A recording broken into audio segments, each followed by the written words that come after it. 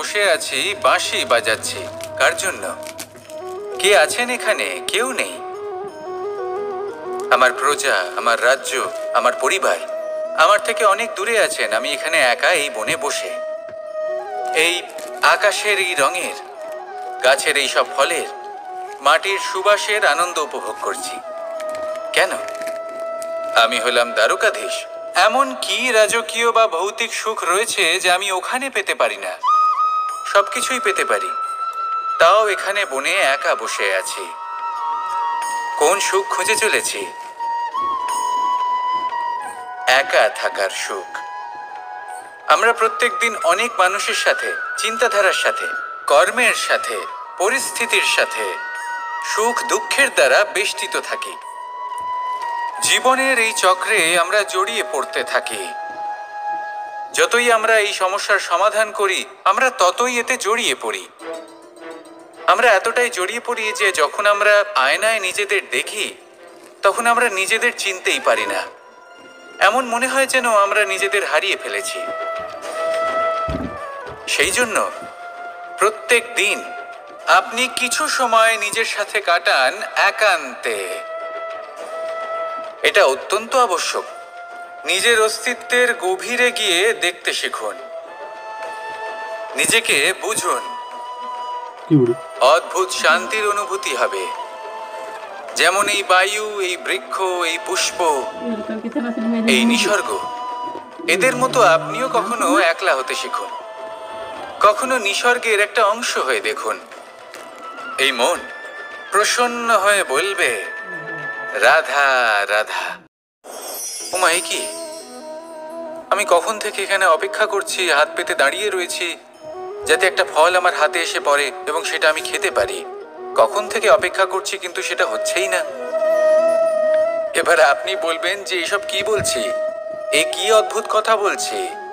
যদি ফল খেতে হয় তাহলে আমাকে বৃক্ষে চড়তে হবে, ফলের কাছে পৌঁছতে হবে, তবেই তো ফল পাবো।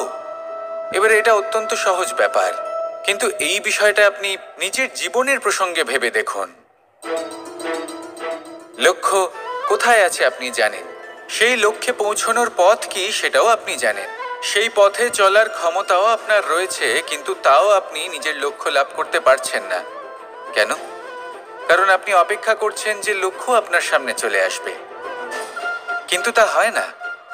লক্ষ্য সে যাই হোক না কেন, ধন হোক, প্রেম হোক, কোন মনুষ্য জীবনের সবথেকে বেশি গুরুত্বপূর্ণ বিষয় হলো তার দিকে অগ্রসর না মনের একাগ্রতা। তাহলে ফল প্রাপ্তি অসম্ভব। এই সংসারের যে কটি মহান কার্য সম্পাদন হয়েছে, সেই জন্য আপনার তাহলে মনের এই একাগ্রতা দেখতে পান, তাহলে উঠুন এবং সেই দিকে অগ্রসর হতে শুরু করুন। অনেক ছোট বড় নদী যা বয়ে চলে তাদের সামনে একটা বাঁধ নির্মাণ করা হয় অজ্ঞানতা, সেই সব নদীর জল সঞ্চয় করতে, এবং চলতে হয়ে গেলে প্রয়োজন মতো বা মনের ইচ্ছে মতো তাকে ব্যবহার করা সম্ভব।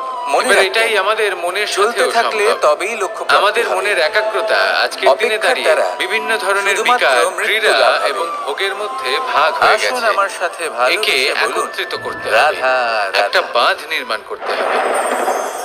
আমি দ্বারকাধীশ এবং আমার সভাতে আপনাকে শুধু এটাই করতে হবে। মানুষ আসেন, যেটা উচিত কর্ম সেটাই করুন, নিজেদের ইচ্ছে। যেটা অনুচিত কর্ম সেটা করা থেকে নিজেকে বিরত রাখুন। আবার কখনো কেউ ওষুধ, এই কাজটাই আপনি করতে থাকুন। মনের মধ্যে একাগ্রতার বাঁধ নির্মাণ করুন। আর একবার যদি তা নির্মাণ হয়ে যায়, তাহলে যখন চাইবেন, যেখানে চাইবেন, যতটা চাইবেন, আমি একাগ্রতা প্রয়োগ করতে পারবেন। পূর্ণ করি না। আর একবার যদি আপনি এটা শিখে যান, তাহলে এই সংসারকে বদলে ফেলার মতো কাজ আপনি করতে পারবেন, সমাজকে শুধরাবার মতো কাজ করতে পারবেন। নিজের প্রজার ইচ্ছে তাহলে এই মনকে একাগ্র করুন আর আমার সাথে ভালোবেসে বলুন, সমস্যাগুলি বুঝতে পারে না রাধা, তাদের সুখ স্বাচ্ছন্দ্য প্রদান করে। আমরা সবাই ফল খাই, কিন্তু আমাদের সেই ফলই প্রিয় হয় যে পরিপূর্ণ হয়ে ওঠে, সবল ব্যক্তি, যেটা নম্র হয়, আর যে কোনো গৃহস্থ ব্যক্তি আর যে কাজ করতে সক্ষম, যাদের রঙে বাহার দেখা যায়, তার পরিশ্রম দ্বারা। এইভাবে জীবনে আমরা নানান মানুষের সাথে পরিচিত হই, নিজের প্রয়োজন, কিন্তু সেই মানুষই আমাদের মন ছুঁয়ে যায় করা উচিত, যারা বিনম্র, এটা অত্যন্ত প্রয়োজন, যাদের বাণী খুব, আর এগুলো তিনি করতে পারেন, যাদের অন্তরে আত্মবিশ্বাসের একটা তেজ, একটা রং দেখা যায়। অথবা জ্ঞানের এবার এমন ভিত্তিতে ব্যক্তি আমরা কি করে হব? এই পথে চলতে হবে, যেমন একটা পরিশ্রম ফল, করতে হবে, রোদ, তবেই সে কিছু বর্ষা, অর্জন করতে পারবে। শীত, এবার এমন বায়ু, কোনো ব্যক্তি এই যার সকল এসব কিছুতে কোনো সংকটময় রুচি নেই, পরিস্থিতির যে সম্মুখীন কিছুই হয়ে করতে চায় না, হয়ে ওঠে, সে সেইভাবেই কিছুই মানুষ অর্জন করতে পারবে সংকটময় না। পরিস্থিতির এবার সম্মুখীন হয়ে এরকম কোনো পরিপক্ক হয়ে ব্যক্তিকে ওঠে। যদি আমি কোনো সংকটের বস্তু সম্মুখীন প্রদান হয়, করি, তাহলে ও অভিজ্ঞ হবে। আর তাহলে এই কি অভিজ্ঞতাই শিক্ষা দিয়ে যাবে। সে পরাধীন এই হয়ে অভিজ্ঞতা যাবে। আমাদের শিখিয়ে দেয় যে আমাদের সেটা বিনম্র উচিত হবে না। থাকতে হবে। অহংকার করে তাহলে কোনো লাভ কি নেই। করা উচিত? মধুর তাকে বাণীর যে কি পথ মূল্য দেখানো। তা আমরা শিখতে পারি। এই তাকে অভিজ্ঞতাই বোঝাতে হবে যে কোন আমাদের পথে বুঝিয়ে চলে দেয় যে উচিত তুমি নিজের অনুচিত লক্ষ্য কোনটা প্রাপ্ত আমাদের করতে পারবে। দৃষ্টিভঙ্গি তৈরি করে। শিল্প, আর এই দৃষ্টিভঙ্গি দ্বারা আচরণ এবং আত্মবিশ্বাস ব্যবসা জাগ্রত হয়। এই পথে কিভাবে চলে সেটা সেই জন্য শেখাতে জীবনে হবে। কখনো বিপদ থেকে আর দূরে আমি সেটাই পালাবেন করি। না।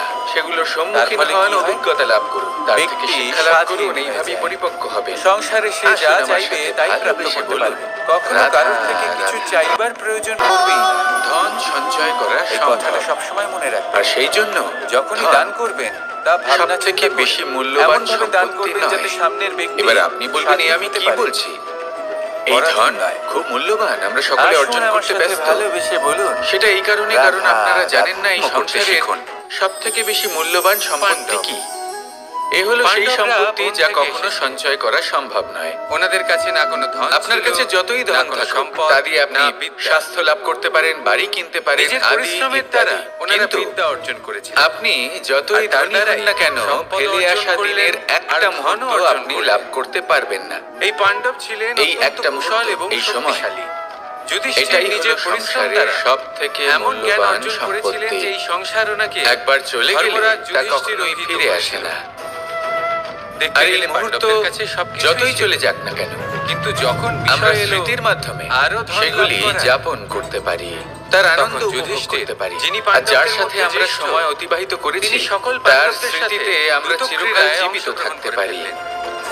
সেই জন্য এর ফলে না সময় শুধু সব থেকে ধনলক্ষ্মী, মূল্যবান সম্পত্তি, তাকে ধর্মলক্ষ্মী, এইভাবে নষ্ট করবে না। বিবেকলক্ষ্মী কেউ প্রত্যেকটা হারালেন। মুহূর্ত আর উপভোগ শুধু তাই করুন, নয়, নিজের আনন্দ গৃহলক্ষ্মী করুন, দ্রৌপদীকেও হারিয়ে আর ফেললেন। ভালোবেসে বলুন, এর কারণ রাধা, রাধা। ভুলে গেলেন খুব সহজ একটা কথা, এই সংসারে সম্মান এবং সাফল্য দুটোই পরিশ্রমের দ্বারা লাভ করতে হয়। কিন্তু দ্রুত ক্রীড়ার এই খেলা আমাদের ভাগ্যের উপর নির্ভরশীল। এই সংসারে দুটি পথ রয়েছে। একটা পথ যেখানে কর্ম এবং পরিশ্রমের দ্বারা আপনি নিজের পথ নিজেই রচনা করতে পারবেন, আর দ্বিতীয় পথ হলো যেখানে এই ভাগ্য এক মুহূর্তে আপনাকে শিখরেও পৌঁছে দিতে পারে, আবার ধূলিসাৎ করে দিতে পারে। আপনি কোন পথ বাছবেন সেই চয়ন আপনারই। আসুন আর আমার সাথে ভালোবেসে বলুন, রাধা, রাধা। কোনো এক সময়ের ঘটনা এটা।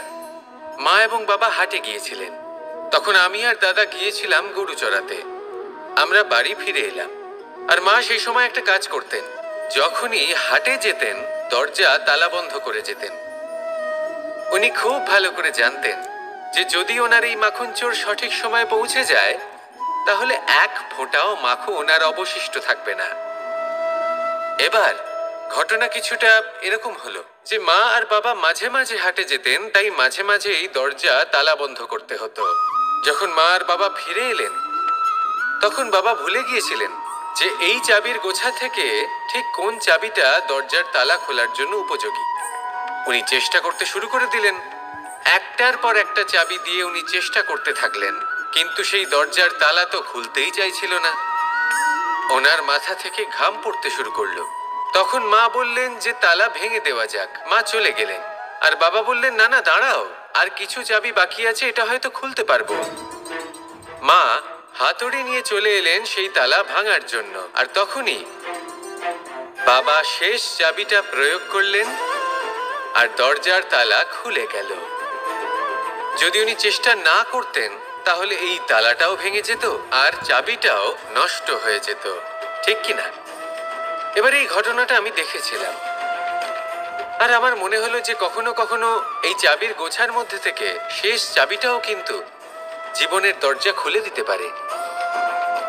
সেজন্য আপনি যদি জীবনে সাফল্য লাভ করতে চেষ্টা করেন, নিজের লক্ষ্যে পৌঁছতে চান, তাহলে হার মানবেন না। হয়তো দেখবেন আপনার পরবর্তী প্রচেষ্টা বা এই অন্তিম প্রচেষ্টা আপনাকে সাফল্যের পথে নিয়ে গেল। তাই নিরন্তর প্রচেষ্টা করতে থাকুন, জীবনে সাফল্য লাভ করুন। যজ্ঞের আগুনকে শুভ বলে মনে করা হয়, আর সেখানেই চিতার আগুনকে অশুভ মনে করা হয়। এমনটা কেন হয়? এখানে বিষয়টা হলো লক্ষ্য, বিচার এবং সঙ্গের। যখন আমরা যজ্ঞ করি তখন আমাদের লক্ষ্য কি হয়? পরিবেশকে আরো পবিত্র করে তোলা, ইতিবাচক করে তোলা। আমাদের লক্ষ্য শুভ হয়। তারপরে আসে বিচার। এই পরিস্থিতিতে সেই বিচার হলো অগ্নি। স্ফুলিঙ্গ থেকে তীব্র আকার ধারণ করে সমস্ত কাঠকে পুড়িয়ে দেয় এবং সুগন্ধ ছড়িয়ে দেয়। অর্থাৎ যদি আপনার লক্ষ্য শুভ হয় তাহলে তার নিজেই শুভ বিচারধারাকে আমন্ত্রণ জানায়। এই শুভ বিচার তখনই আসবে যখন আপনার সংকল্প শুভ হবে। অন্যদিকে হলো চিতার আগুন। এর লক্ষ্য কি? একটা দেহকে পরধামে পৌঁছে দেওয়া। সবার শেষে সবকিছু আপনার উপরে নির্ভরশীল যে আপনি কোনটা চয়ন করতে চান। আপনার লক্ষ্য যদি শুভ হয় তাহলে আপনার বিচার এবং সঙ্গতি আর তার পরিণাম সবই শুভ হবে। আসুন আর আমার সাথে ভালোবেসে বলুন, রাধা রাধা। এই সংসারের প্রত্যেক বস্তুর, প্রত্যেক পরিস্থিতির, প্রত্যেক আবেগের দুটি দিক আছে। এর মধ্যে পার্থক্য করা সম্ভব শুধুমাত্র দৃষ্টিভঙ্গির দ্বারা। যদি কোনো ব্যক্তি পর্বত শিখরে দাঁড়িয়ে থাকেন তাহলে উনি এটাই দেখতে পাবেন যে এই জলের ধারা সমুদ্রের দিকে বয়ে চলেছে। আরেক ব্যক্তি যিনি সমুদ্রের কাছে দাঁড়িয়ে আছেন তার এটাই মনে হবে যে এই জলের ধারা সমুদ্রের দিকে আসছে। এখানে বিষয়টা হলো দৃষ্টিভঙ্গির, আর এটাই সময়ের সাথেও হয়ে থাকে। অনেক সময় মানুষ চিন্তিত হয়ে পড়েন, ত্রস্ত হয়ে পড়েন যে তার কাছে হয়তো খুব কম সময় আছে, তাতে তিনি অনেক কিছুই করতে পারবেন না, আর একটু সময় থাকলে খুব ভালো হতো। তিনি এইভাবেও ভাবতে পারেন যে অল্প হলেও সময় বাকি তো রয়েছে, অর্থাৎ যা অবশিষ্ট আছে তাকে সংরক্ষণও করা সম্ভব, তাতে জীবন যাপনও করা সম্ভব। আর এটা নির্ভর করছে আপনার উপর। তাই দৃষ্টিভঙ্গি ইতিবাচক রাখুন। জীবনে দুই ধরনের আবেগ রয়েছে যার কোনো মূল্য নেই। আমার কথার অর্থ এটা নয় যে এদের কোনো গুরুত্ব নেই। গুরুত্ব যথেষ্টই রয়েছে, শুধু এদের জন্য আপনাকে কোনো মূল্য দিতে হয় না। প্রথম আবেগ হলো আনন্দ, প্রসন্নতা। এটা আপনি যে কোনো জায়গায় খুঁজে পেতে পারেন যদি আপনি খুঁজে পেতে চান। আপনি কোনো পুষ্পের সৌন্দর্য দেখে প্রসন্ন হতে পারেন। বায়ুর কারণে যখন একটি বৃক্ষ শিহরিত হয় সেটা দেখে আপনি প্রসন্ন হতে পারেন। একটা ছোট্ট শিশুর কলরব শুনেও আপনি প্রসন্ন হতে পারেন। একটা ক্রন্দনরত বালককে হাসিয়ে আপনি প্রসন্ন হতে পারেন। সবকিছু আপনার উপর নির্ভরশীল। সেখানে আরেকটি আবেগ হলো দুশ্চিন্তা। মানুষ বড়ই দুশ্চিন্তা করতে থাকে। আজ আমি এই কাজ করেছি, সেই বিষয়ে চিন্তা। আজ আমি এই কাজ করতে পারিনি, সেই বিষয়ে চিন্তা। কাল আমাকে এই কাজ করতে হবে, সেই নিয়ে চিন্তা। আমি কি সেই কাজটা করতে পারবো, সেই বিষয়েও দুশ্চিন্তা। চিন্তা সর্বত্র রয়েছে, যার জন্য মূল্য দিতে হয় না। যত চান আপনি একত্রিত করতে পারেন। একটা গুরুত্বপূর্ণ কথা মনে রাখবেন, প্রসন্নতা জীবনের একটা নতুন সূত্রপাত। সেখানে দুশ্চিন্তা হলো জীবনের চিতার সমান। এবার এই দুটি আবেগ হলো মূল্যহীন, দুটোই আপনার সামনে আছে। কোনটা চয়ন করবেন আপনি, দুশ্চিন্তা নাকি প্রসন্নতা? সিদ্ধান্ত আপনারই। আসুন আর আমার সাথে ভালোবেসে বলুন, রাধা রাধা। ধন, সম্পত্তি, এগুলো আসলে কি? এগুলো শুধু সেই মূল্য যার দ্বারা আমরা কোনো কিছু অর্জন করতে পারি। এবার এই ধনের দ্বারা এই সংসারে অনেক কিছু লাভ করা সম্ভব, কিন্তু সেই সব কিছুই শুধুমাত্র ভৌতিক বস্তুই হবে। ভৌতিক সামগ্রী, ভৌতিক সুবিধা। অর্থাৎ আপনার কাছে যতই ধন থাকুক তা আপনাকে শান্তির ঘুম এনে দিতে পারবে না। আপনাকে জীবনের বাস্তব সুখের অনুভূতি লাভ করাতে পারবে না, কারণ এগুলো ভৌতিক ধন। এই ভৌতিক বস্তুই অর্জন করাতে সক্ষম। বাস্তবিক ধন কি? যদি এই প্রশ্ন আপনার মনে আসে তাহলে তার উত্তর আমি আপনাকে দেব একটা উদাহরণের মাধ্যমে। কখনো আপনি শুনে থাকবেন যে একজন পিতা আজীবন অনিষ্ট করেন, অনর্থ করেন, খারাপ কাজ করেন শুধু ধন অর্জনের জন্য। তিনি ভাবেন যে আমি ধন অর্জন করব আর নিজের সন্তানকে একটা উজ্জ্বল ভবিষ্যৎ প্রদান করব, একটা সুখ স্বাচ্ছন্দ্যময় জীবন দান করব। এবার সন্তান যখন জন্ম লাভ করে তখন সে ভাগ্যের জোরে সেই ধন ভোগ করে। যেরকম সে পায় সেরকমই তার ব্যবহার সে করে। কখনো আপনি এটাও দেখে থাকবেন যে সেই সন্তান সমস্ত ধন নষ্ট করে ফেলে, আর সেই পিতা যিনি সমস্ত ধন সঞ্চয় করেছেন, যিনি সেই ধনের প্রভু, আজ সেই ধনের প্রহরী হয়ে রয়েছেন। এবার এরকম কেন হয়? এরকম তখনই হয় যখন সেই পিতা বুঝতেই পারেন না যে তার জীবনের আসল ধন কি। সেই আসল ধন তার সন্তানকে সে দিতেই পারে না। যদি পিতা তার সন্তানকে কর্মের জ্ঞান দিতে পারেন, উচিত কোনটা অনুচিত কোনটা সেই শিক্ষা দিতে পারেন, সংস্কারের প্রকৃত শিক্ষা দিতে পারেন, তবে সেটা ধনের থেকে অনেক বেশি গুরুত্বপূর্ণ। এটাই হলো জীবনের বাস্তব ধন। আপনি সেই কথা তো অবশ্যই শুনে থাকবেন, কুসন্তান হলে ধন সঞ্চয় করে কি হবে, সুসন্তান হলে ধন সঞ্চয় করে কি হবে। সন্তান যদি কুপুত্র হয় তাহলে সব নষ্ট করে ফেলবে, আর সন্তান যদি সুপুত্র হয় তাহলে ধন থাকুক না থাকুক সে নিজেই কর্মের পথে অগ্রসর হয়ে ধন অর্জন করবে আর নিজের জন্য এক উজ্জ্বল ভবিষ্যৎ গড়ে তুলবে। তাই সন্তানকে সম্পদ দেওয়ার আগে কর্মের জ্ঞান দান করুন, সুশিক্ষা দিন, কারণ এটাই হলো জীবনের প্রকৃত ধন। আসুন আর আমার সাথে ভালোবেসে বলুন, রাধা রাধা। একবার একটা শেয়াল বনে বিচরণ করছিল। ও একটা ছোট্ট শাবক দেখতে পেল। ও ভাবলো, আজ একেই আমি খাবার হিসেবে গ্রহণ করব। আশেপাশে দেখলো কেউ দেখছে না তো, কেউ ছিল না, আর সেই শাবকের ওপর আক্রমণ করলো, যা হলো একটা ঘোর অপরাধ। বনের নিয়ম অনুসারে আপনি কখনোই শাবকের ওপর আক্রমণ করতে পারেন না। তারপর এই খবরটা যখন রাজা সিংহ জানতে পারলেন, সভার আয়োজন করলেন। কিন্তু সেখানে শেয়াল বলল, আমি তো এরকম কিছু করিনি। কিন্তু যদি আপনি এরকম বলেন, কোনো প্রমাণ দিন, এর কোনো সাক্ষী আছে? তখন রাজা সিংহ পেঁচাকে ডেকে পাঠালেন, যে সেই মুহূর্তে বৃক্ষের শাখার ওপর বসেছিল, সে সব কিছু দেখেছিল। পেঁচা সব সত্যি কথা বলল, আর শেয়ালকে মৃত্যুদণ্ড দেয়া হলো। এবার এই কাহিনী আমি আপনাকে কেন শোনালাম? কারণ মানুষও কখনো কখনো এরকম কর্ম করেন যা শিয়াল করেছে। এটা ভাবেন কেউ দেখছে না যখন, আমি অনুচিত কর্ম করতেই পারি। কিন্তু না, আপনি যাই করুন না কেন, কেউ না কেউ অবশ্যই তা দেখছে। কোনো ব্যক্তি না হলেও কোনো প্রাণী, না হলে কোনো যক্ষ বা দেব বা প্রেত। যদি এনারা কেউ না দেখেন, তাহলে ধরিত্রী মাতা দেখেন, যেখানে দাঁড়িয়ে আপনি সেই কর্ম করছেন, তাই না? তাই একটা কথা সবসময় মনে রাখবেন, কে দেখছেন কে দেখছেন না সেই বিষয়ে ভাবা ছেড়ে দিন। এটা খুব সহজ কথা। আপনি যদি উচিত কর্ম করেন, উচিত ফল পাবেন। যদি অনুচিত কর্ম করেন, তাহলে আপনি অনুচিত ফল অবশ্যই পাবেন। সেই জন্য উচিত পথে চলতে থাকুন, উচিত কর্ম করতে থাকুন, আর আমার সাথে ভালোবেসে বলুন, রাধা রাধা। আমরা সবাই জীবনে নিজের জন্য সবচেয়ে ভালোটাই চাই, সবচেয়ে ভালো সুবিধে পেতে চাই, সবচেয়ে বেশি সম্মান পেতে চাই। কিন্তু সবার পক্ষে এইসব পাওয়া কি সম্ভব? হ্যাঁ, নিশ্চয়ই। শুধু একমাত্র বাধা সময়। আমাদের জীবনের কোনো স্থায়িত্ব নেই। তাই যদি সময়ের সদ্ব্যবহার করেন, তাহলে একটু সুবিধে হতে পারে। এবারে দেখুন, যাদের সবসময় স্বপ্ন দেখতে ভালো লাগে, তার জন্য রাত্রি কম পড়ে যায়। আর যারা স্বপ্ন পূরণ করতে চান, তাদের জন্য দিন কম পড়ে যায়। যারা সম্মান পেতে চান, তাদের জন্য সব সময় পরোপকার কম পড়ে যায়। আর যারা জ্ঞান অর্জন করতে চান, তাদের জন্য মনোসংযোগ। জীবনে যদি নিজের লক্ষ্যে পৌঁছতে চান, তবে সময়ের বিভাজন আপনাকে ঠিক করতেই হবে। মনে রাখবেন, রাধা রাধা। লোকে বলে জীবনে মেলামেশা করা অত্যন্ত আবশ্যক।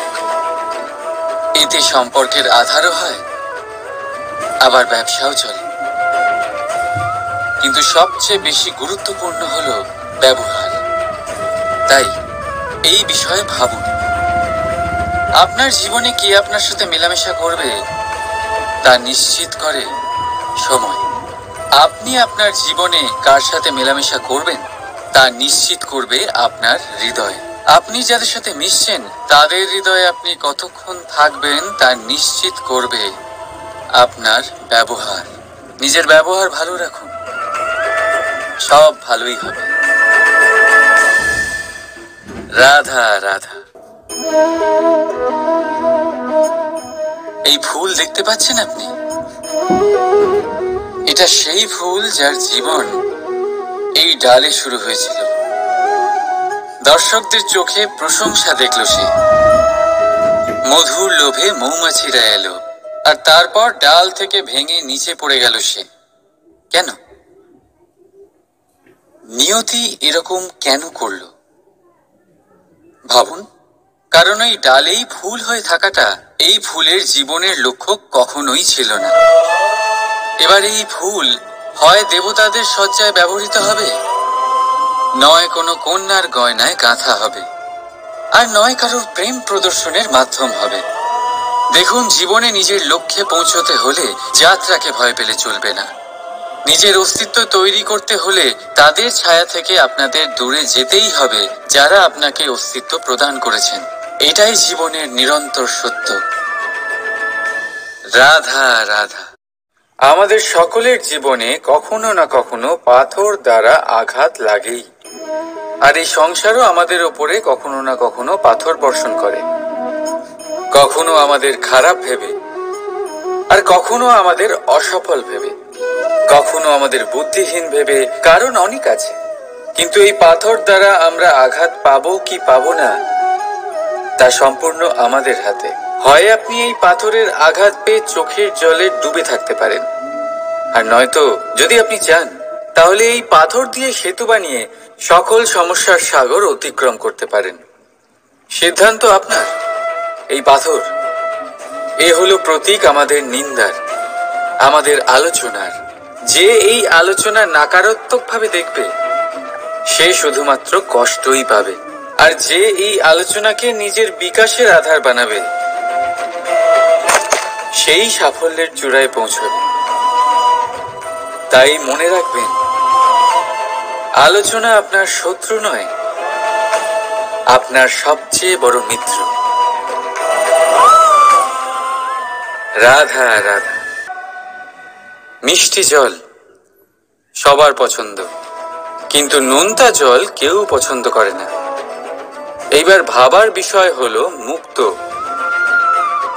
যা সমুদ্রের গহ্বরেই তৈরি হয়। নোনতা জলের মধ্যে থেকেই প্রতি মুহূর্তে অন্য প্রাণীদের থেকে বেঁচে নিজের অস্তিত্বকে বাজি রেখে ঝিনুক মুক্ত প্রদান করে থাকে। কখনো ভেবেছেন কেন? কারণ সংকটের সম্মুখীন না হয়ে, চরম পরিস্থিতির সাথে না জড়িয়ে আপনার কখনোই সুখ প্রাপ্তি হবে না। তাই নির্ভীক হয়ে সংকটের সম্মুখীন হন, আর আমার সাথে ভালোবেসে বলুন, রাধা রাধা। আমরা সকলেই সময়ের গুরুত্ব বুঝি। সময় আমাদের তৈরি করে, আর সময়ই আমাদের নষ্ট করে দেয়। কখনো ভালো সময় আসে, আর কখনো ভীষণ খারাপ সময় আসে। তবে আশ্চর্যের বিষয় এটাই যে সব জেনেও আমরা সময় নষ্ট করি। মনে রাখবেন, সময় শুধু বয়ে যায়, কখনো ফিরে আসে না। তাই ভালো সময় আসার অপেক্ষায় সময় নষ্ট করবেন না। যাই করবেন আজ, এক্ষুনি, এই মুহূর্তে শুরু করুন। তা সেটা কাউকে আনন্দ দেওয়াই হোক, বা নিজেকে বদলানোর চেষ্টা করা হোক, যাই হোক না কেন, বিলম্ব করবেন না। কারণ সময় শুধুমাত্র তাকেই সঙ্গ দেয় যে সর্বদা সময়কে সম্মান করে। রাধা রাধা। কোথায় আছে সবকিছু সীমা থাকে, মুশকিলের, কষ্টের, সংকটের, অন্ধকারের। যার কোনো সীমা নেই তা হলো কেবলমাত্র কঠোর পরিশ্রমের। আপনি নিশ্চয়ই দেখেছেন, রাত্রি যতই অন্ধকারময় হোক, তারারা পরিশ্রম করে তার সাথে লড়তে থাকে, আর অবশেষে সকাল হয়েই যায়। ঝড়ে পাখিদের বাসা ছিন্ন বিচ্ছিন্ন হয়ে যায়, কিন্তু পাখিরা নিজের পরিশ্রম দ্বারা তা আবার বানিয়ে নেয়। কারণ যা সীমিত তাকে অসীমের কাছে হারতে হয়, আর পরিশ্রম অসীম। রাধা রাধা। প্রবাহিত নদী কত সুন্দর হয়, বলিষ্ঠ হয়। যেদিক দিয়ে বয়ে যায় সেখানে এক নতুন জীবন প্রদান করে, ধরণীকে উর্বর করে, আকাল দূরে রাখে। আর হয়তো এই জন্যই নদীকে মায়ের মতো পুজো করা হয়। কিন্তু আপনি কি কখনো ভেবে দেখেছেন যে নদীর জন্ম কি করে হয়? এ কি শুরু থেকেই এমন বিশাল আর খরস্রোতা হয়? না, বৃষ্টির ছোট ছোট ফোঁটা একসাথে সম্মিলিত হয়ে এক সূক্ষ্ম ধারা তৈরি করে, আর সেই ধারাগুলি পর্বতের বরফ কেটে তাদেরকে গলিয়ে জলপ্রপাত হয়ে ঝরে পড়ে পাথরের সাথে ধাক্কা খেয়ে তারপরেই সে নদী হয়ে ওঠে।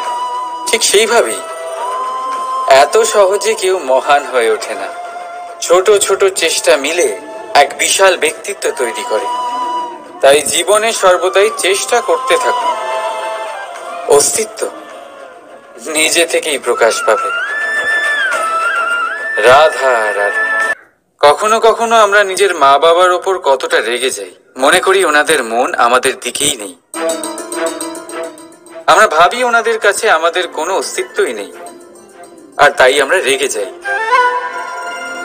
কিন্তু আপনি কি কখনো এমন অনুভব করেছেন যে আমাদের চোখ দিয়ে আমরা আমাদের নাক কখনো দেখতেই পাই না?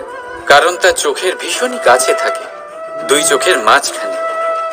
কিন্তু যখন কেউ মুখে আঘাত করে, হাত সর্বপ্রথম নাককেই সুরক্ষিত করার চেষ্টা করে। মাতা পিতাও অনেকটা এরকমই হয়। আপনার ভালোর জন্য, আপনার সুরক্ষার জন্য তারা সবসময় তৈরি। তাই তাদের প্রেমকে কখনো সন্দেহ করবেন না।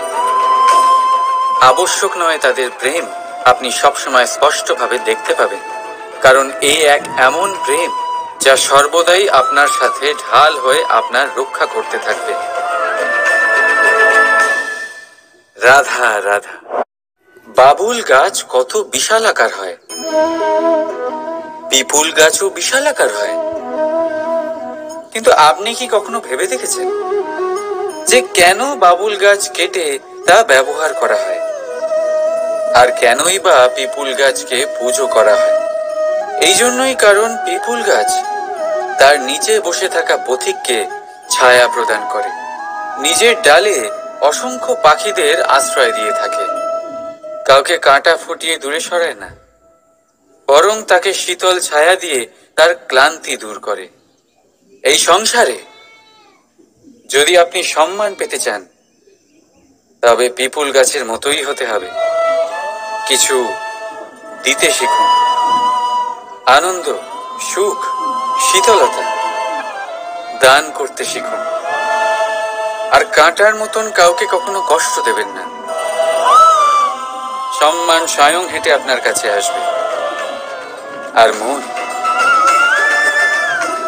মন প্রসন্ন হয়ে বলবে, রাধা রাধা।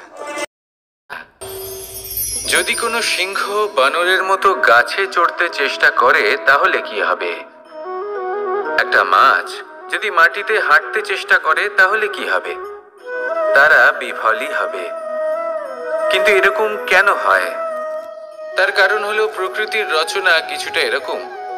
এখানে প্রত্যেকটি ব্যক্তিকে, প্রত্যেকটি প্রাণীকে আলাদা আলাদা গুণের অধিকারী করা হয়েছে এবং সকলকে একটা সীমাও প্রদান করা হয়েছে।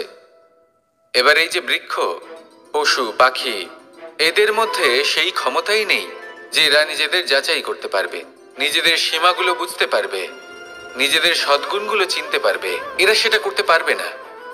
কিন্তু মানুষ তো আলাদা। মানুষের কাছে সেই বিশেষ শক্তি আছে যে তারা পূর্ণরূপে নিজেদের যাচাই করতে পারবে, নিজেকে পূর্ণরূপে বুঝতে পারবে, নিজের দোষ, নিজের অপগুণ, নিজের সদ্গুণ, নিজেদের সীমাগুলো তারা বুঝতে পারবে। আর এটা অত্যন্ত গুরুত্বপূর্ণ।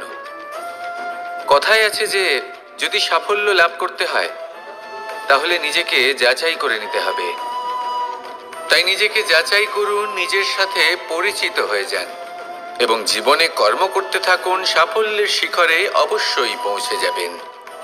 আর ওখানে যদি যান তাহলে এই মন প্রসন্ন হয়ে অবশ্যই বলবে, রাধা রাধা। জীবনে গতি অত্যন্ত গুরুত্বপূর্ণ, মতিও হলো গুরুত্বপূর্ণ, এবং তার থেকেও বেশি গুরুত্বপূর্ণ হলো সঙ্গতি। একটা জলের ফোঁটা, তার মধ্যে গতি থাকে, প্রকৃতির মধ্যে তা লাভ করার ইচ্ছে নিহিত থাকে, কিন্তু এই যে সঙ্গতি তা নির্ধারিত করে যে এই জলের ফোঁটা ঝিনুকের মুখে পড়ে মুক্তোতে পরিণত হবে নাকি বিষাক্ত সাপের মুখে পড়ে বিষে পরিণত হবে। এবার দেখুন, এই জঞ্জাল স্বর্ণকারের দোকানের সামনেও থাকে এবং জঞ্জাল একজন ব্যবসাদারের দোকানেও থাকে, কিন্তু জঞ্জাল যা স্বর্ণকারের দোকানে থাকে তা ব্যবসাদারের দোকানের জঞ্জালের থেকে অনেক বেশি মূল্যবান, কারণ তার মধ্যে সোনার কণার সঙ্গতি থাকে। সেই জন্য জীবনে সঙ্গতির উপর বিশেষ গুরুত্ব দেবেন। যেমন সঙ্গতি তেমনই আপনি হবেন। আসুন আমার সাথে ভালোবেসে বলুন, রাধা রাধা। জীবনে যদি আপনি বন্ধু লাভ করতে চান তাহলে আপনাকে অনেকগুলো কাজ করতে হবে। প্রথমে একজন যোগ্য পাত্র সন্ধান করতে হবে, তারপর তার সাথে সময় কাটাতে হবে, সুখ দুঃখে তার সাথে থাকতে হবে, তবে গিয়ে সে বন্ধু হবে। কিন্তু যদি আপনি শত্রু খুঁজতে চান তাহলে কোথাও যাওয়ার দরকার নেই, কারণ আপনার সবথেকে বড় শত্রু আর কোথাও নেই, আপনারই মনের মধ্যে, আপনার চেতনায় রয়েছে। ক্রোধ, মোহ, লোভ, কাম, মদ, মাৎসর্য, এ এমন 6 সবথেকে বড় শত্রু যা আপনার আগামী 7 জন্ম নষ্ট করে দিতে পারে যদি আপনি এদের না সামলাতে পারেন। এবার এদের সাথে যদি যুদ্ধ করতে হয় তাহলে একটা মহাভারতের মতো দেখুন, যেখানে অর্জুনও আপনি আর কৃষ্ণও সেই আপনি। কারণ এই যুদ্ধ আর অন্য কারোর সাথে নয়, বরং নিজের সাথে। এগুলো অন্তর মনের যুদ্ধ, আর এটা জয় করা যেতে পারে নিয়ন্ত্রণ এবং অনবরত চেষ্টার দ্বারা। তাই এটাই করুন, এই 6 শত্রুকে পরাজিত করুন এবং আমার সাথে ভালোবেসে বলুন, রাধা রাধা। বেশিরভাগ মানুষই এই কথা জানেন যে আমাদের শরীর 5টি তত্ত্ব দ্বারা নির্মিত, যাকে আমরা পঞ্চতত্ত্ব বলি: জল, অগ্নি, বায়ু, ধরিত্রী এবং আকাশ। এবার এই কথা আমরা সকলে জানি, কিন্তু এগুলোর সাথে কিছু গুণ জড়িয়ে রয়েছে যেগুলো আমরা দেখতে পাই না। যদি এই গুণগুলি আমরা আত্মসাৎ করতে শিখে যাই তাহলে সাক্ষাৎ পরমেশ্বরের দর্শন আমরা পেতে পারি। যদি কথা বলি প্রথম তত্ত্বের, জলের কথা, জল যা প্রত্যেক জ্বলনকে শীতলতা প্রদান করে। এই জলকে দেখুন, যা শুধু প্রবাহিত হতে জানে, থামতে জানে না। জল পাথরের সাথে সংঘর্ষ করতে জানে, যার পথে অনেক বাধা আসে, কিন্তু সে প্রবাহিত হতে থাকে। নিরাকার হলো এই জল, যে কোনো পাত্রেই রাখুন না কেন তার আকার ধারণ করে নেবে। এটাই হলো এর বিশেষত্ব এবং এটাই হলো আমাদের শিক্ষা। কিভাবে প্রবাহমান থাকতে হবে, কিভাবে আমাদের থামলে চলবে না, তাতে আমাদের পথের মধ্যে যতই যেরকমই সমস্যা আসুক না কেন, আমাদের এই জলের মতোই নিরাকার হয়ে যে কোনো পরিস্থিতিতেই প্রবাহমান থাকতে হবে। এই শিক্ষাই জলের থেকে লাভ করুন আর আমার সাথে ভালোবেসে বলুন, রাধা রাধা। আলস্য আপনার আরো একটা অত্যন্ত বড় শত্রু, যা আপনার মনের মধ্যে বসবাস করে আর ধীরে ধীরে আপনার কার্য শরীরের একটা অংশ হয়ে ওঠে। সব কাজে দেরি করিয়ে দেয়, সবকিছু নষ্ট করে দিতে পারে এই আলস্য। এই কাজ আজকে হলো না, কোনো ব্যাপার নয়, কালকে করে নেব। প্রকৃতি আমাদের এটা শেখায় না। ভেবে দেখুন, যদি সূর্য এটা ভাবে যে কাল উদিত হব না, কিছুদিন পরে উদয় হব, তাহলে কি হবে? সমগ্র পৃথিবীর বিনাশ হয়ে যাবে, ঠিক কি না? দেখুন, এই আলস্য নিয়ে খুব সুন্দর একটা কথা আছে, আলস্যস্য কুত বিদ্যা। অর্থাৎ যিনি অলস হয়ে বসে থাকেন তিনি বিদ্যা লাভ করেন না, জ্ঞান লাভ করেন না, আর জ্ঞান না থাকলে তিনি ধন অর্জন করতে পারেন না। তার জীবনে সুখ স্বাচ্ছন্দ্যের অভাব থাকে, বন্ধুর অভাব থাকে। যেখানে সুখ স্বাচ্ছন্দ্য নেই, মিত্র নেই, আপনজন নেই, জ্ঞান নেই, সেখানে আনন্দ কিভাবে বাস করতে পারে? সেই জন্য কথায় আছে, যিনি কর্ম করেন তিনি এই সংসারে যে কোনো সুখ স্বাচ্ছন্দ্য ভোগ করতে পারেন। তাই কর্ম করুন, সময়কে সম্মান করুন, আর এই আলস্যের উপর বিজয় লাভ করুন। আর আমার সাথে ভালোবেসে বলুন, রাধা রাধা। পঞ্চতত্ত্বের মধ্যে দ্বিতীয় তত্ত্ব হল ধরণী, ভূমি, যাকে আমরা ধরণী মাতা বলি। এই ধরণী ধৈর্য ধারণ করে, আর এর ওপরেই আমাদের সমগ্র সংসার নির্ভরশীল। কারণ এই ভূমি সহ্য ক্ষমতা রাখে, এর সহ্য ক্ষমতা হল অপরিসীম। সন্তান যতই আঘাত প্রদান করুক না কেন, প্রেম পূর্বক সহ্য করে, আর তার বদলে অমূল্য রত্ন প্রদান করে। সন্তান যদি হাল চালায়, তাহলে তার বদলে তাকে অন্ন প্রদান করে। এটাই হলো ধরণী। এবার এর থেকে আমরা কি শিক্ষা পেতে পারি? এটাই যে কারোর জন্য কিছু করা বা কাউকে কিছু দেওয়া মনে কোনো কামনা ছাড়াই। আর এই কথাটা বুঝে যান, যদি কারোর জন্য কামনা না রেখে বা কোনো পাওয়ার আশা না রেখে কারোর জন্য কিছু করেন বা কারোকে কিছু দেন, যদি এটা আপনি শিখতে পারেন, তবে আপনি ভালোবাসতে শিখে গেছেন। আর সেই জন্যই এই ধরিত্রীকে মাতা বলা হয়। কারণ মাতা শুধু উনি নন যিনি গর্ভে সন্তানকে ধারণ করেন, মাতা তো উনিও যিনি জীবন বাঁচতে শেখান, যিনি জীবন বাঁচার উদাহরণ প্রদান করেন। তাহলে ধরণীর থেকে এই নিঃস্বার্থ ভাব শিখুন, নিঃস্বার্থ ভালোবাসা শিখুন, আর এই ভালোবাসার সাথেই বলুন, রাধা রাধা। বায়ু পঞ্চতত্ত্বের মধ্যে তৃতীয় তত্ত্ব। কেউ একে সমীর বলে, আবার কেউ একে পবন বলে। প্রথম কথা হলো এটাই যে এই বায়ু আমাদের জীবন দান করে প্রতিদিন, প্রত্যেক মুহূর্তে। এই বায়ুর কারণেই আমরা নিঃশ্বাস নিতে পারি, জীবিত থাকতে পারি। এই বায়ুই হলো সেই যা সকল মেঘেদের একত্রিত করে একটি স্থানে আর বর্ষা ঘটায়। আর এই বর্ষার কারণেই এই ধরিত্রীতে অন্ন উৎপন্ন হয়। এই বায়ুকে দেখুন, কখনো এতটা সৌম্য যে আপনার কোনোই তফাৎ বোধ হয় না, আর কখনো কখনো এমন রূপ ধারণ করে ফেলে যে অনেক বড় বড় পর্বতের আকার পর্যন্ত বদলে ফেলে। এটাই হলো বায়ুর বিশেষত্ব। বায়ু শেখায় যে সময়ের সাথে সাথে বইতে থাকো, সকলকে জীবন দান করো, সকলকে সাহায্য করো, কিন্তু যখন বিপদ সামনে আসবে তখন দৃঢ় হয়ে সম্মুখীন হও। বাধা অনুযায়ী নিজেকে গড়ে নিতে হবে, আর কখন কতটা কঠোর হতে হবে আর কখন কতটা সৌম্য হতে হবে, এটা বায়ুকে দেখে শিখুন। আর আমার সাথে ভালোবেসে বলুন, রাধা রাধা। অগ্নি চতুর্থ তত্ত্ব, সব থেকে বেশি গুরুত্বপূর্ণ কিন্তু তার থেকেও বেশি ভয়াবহ। কখনো অগ্নিকে নিয়ন্ত্রিত রূপে উনুনে জ্বলতে দেখেছেন? এই অগ্নি আমাদের খাবার বানাতে সাহায্য করে, যা আমাদের শক্তি প্রদান করে। কিন্তু এই অগ্নি যখন বিচলিত হয়ে, অনিয়ন্ত্রিত হয়ে কোনো বনের আগুন হয়ে ওঠে, তখন মহা বিনাশ ঘটে যায়। আপনারই অন্তরের ঊর্জা হলো এই অগ্নি। এটা আপনার শক্তিও, আপনার ক্রোধ। একে ব্যবহার কিভাবে করবেন তা আপনারই হাতে।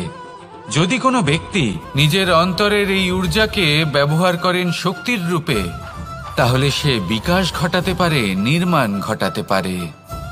কিন্তু যদি কোনো ব্যক্তি তার অন্তরের ঊর্জাকে বিধ্বংসী অস্ত্র বানিয়ে ফেলেন, তাহলে নিশ্চিত রূপে মহা বিনাশ ঘটতে পারে, যাতে বিনাশ তারও অবশ্যই হবে। অনেক বছর পূর্বে এমনই এক আগুনের দ্বারা এই সুন্দর পৃথিবীর নির্মাণ হয়েছিল, আর অনেক বছর পূর্বে এমন এক আগুনেই সমস্ত জীব এবং সংসার বিলুপ্ত হয়ে গেছিল। এবার আপনি আপনার অন্তরের ঊর্জা দ্বারা বিনাশ ঘটাতে চান নাকি নির্মাণ ঘটাতে চান, সেই সিদ্ধান্ত আপনারই। আসুন আমার সাথে ভালোবেসে বলুন, রাধা রাধা। পঞ্চম তত্ত্ব, আকাশ, নব, ব্যোম। আসলে কোনো ভ্রম নাকি সত্য? ভ্রম তো হতে পারে না, কারণ ভ্রমের মধ্যে কেউ বাঁচতেই পারে না।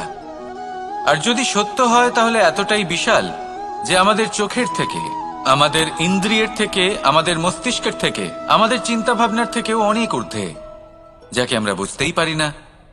এটা যতটাই বিশাল আকার, ঠিক ততটাই সরল।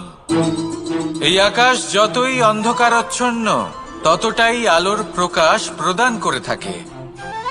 দেখতে গেলে এ হলো জীবনের সঞ্চালক, কিন্তু যদি ক্রুদ্ধ হয়ে যায় তাহলে প্রাণ কেড়ে নিতেও দ্বিধা বোধ করে না। এই আকাশ শুধুমাত্র পৃথিবী লোক নয়, বরং এই সমগ্র ব্রহ্মাণ্ডকে, এই সমগ্র সৃষ্টিকে, এর প্রত্যেকটা তারাকে, প্রত্যেকটা গ্রহকে একটা বিশেষ স্থান প্রদান করে। এর নিজের কোনোই অস্তিত্ব নেই, কিন্তু সকলকে অস্তিত্ব প্রদান করে। এটাই হলো এই আকাশের মাহাত্ম্য। এই আকাশে হলো মাহাত্ম্যের প্রতিরূপ, যা আমাদের ভাবনা দ্বারা উৎপন্ন হয়। আপনিও আকাশের মতো এই বোধকে আপন করে নিন। আপনার জীবনও আকাশের মতন মহান এবং বিশাল হয়ে উঠবে। আর তখনই মন সুপ্রসন্ন হয়ে বলবে, রাধা রাধা।